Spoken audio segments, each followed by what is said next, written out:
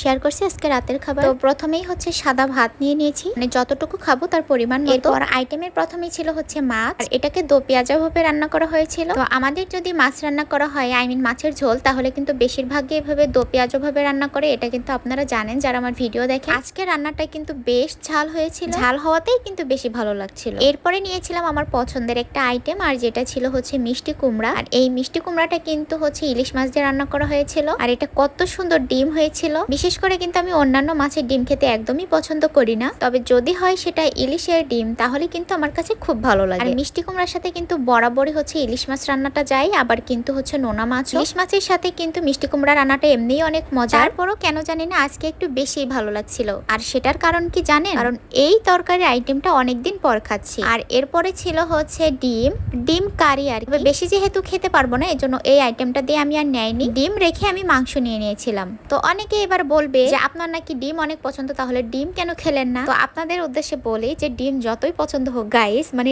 মাংস আছে, বুঝতে পারছেন বিষয়টা? মানে ডিম না খেলেও তো মাংসটা খেতেই হবে। এটা ছিল হচ্ছে গরুর মাংস, আর এই মাংসটা এতটা মজা হয়েছিল, আলহামদুলিল্লাহ।